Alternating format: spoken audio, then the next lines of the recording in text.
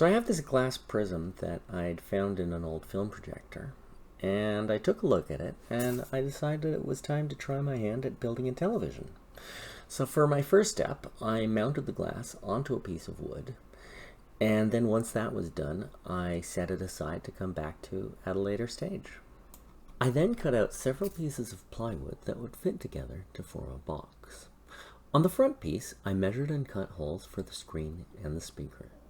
I used an X-Acto knife to make the cuts I needed by patiently making repeated passes with the knife until I cut all the way through the wood.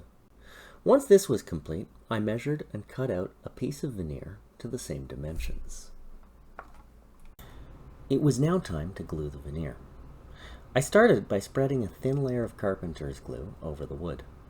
It's important not to use too much glue here because there's a risk that it can seep through the veneer and ruin the finish. I then laid down the veneer and placed some cling film over it to prevent any mishaps when I clamped everything down. Then I clamped everything down and allowed it to cure overnight. After I polished the veneer, I installed the speaker and added a power switch.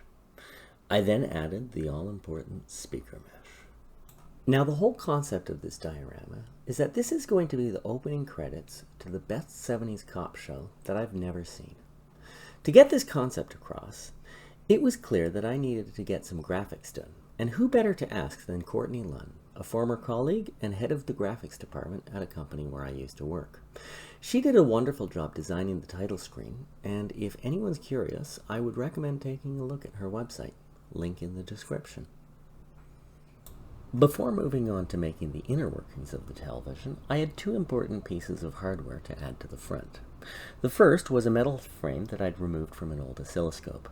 I did not take the screen from the oscilloscope because taking apart a cathode ray tube is dangerous and I wasn't qualified to do so. The second thing I added was the manufacturer's logo. When the time came to install the screen, I initially attempted using double-sided tape. Unfortunately, that didn't hold as well as I'd hoped, so in the end, I used some E6000 glue instead. At this point, it was time to start work on the electronics. I attached a 9-volt transformer to the base and then soldered the positive wire to the power switch. Then, I tested everything out to see if it worked just as I intended. Remember that prism from the beginning of this video? Well, the next thing I did was I attached it to a wooden shelf that I'd constructed.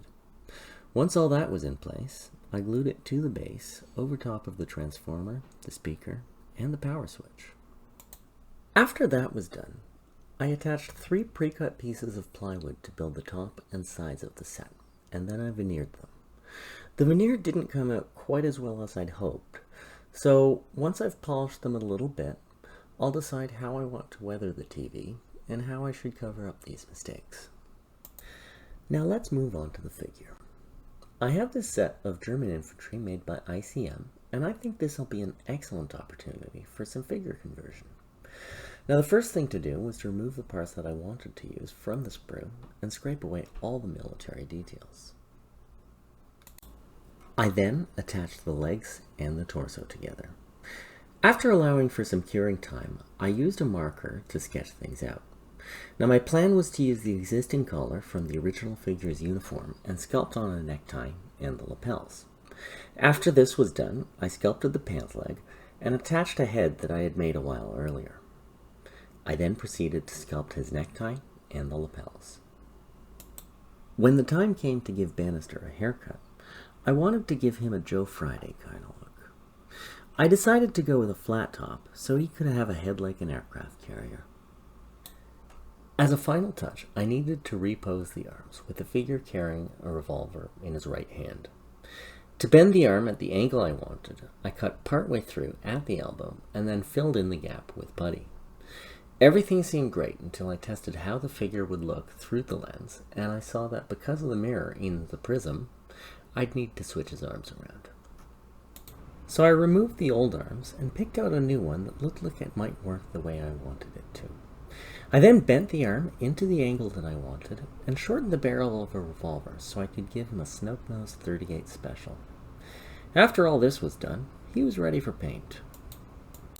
His suit was based on one that I saw in a 1973 ad for Miller Lite that I pulled out of a magazine. To get the pattern, I first painted a base coat with a mix of English uniform with a bit of saddle brown, and I think there was some yellow in there. Since his back won't be visible in the final product, I used this to test out and practice how I was going to paint the checker pattern. After trying it out in both marker and paint, I decided to brush it on. Now I needed some scenery for the background. I made a building facade by taking a piece of offcut styrene and gluing some stuff to it.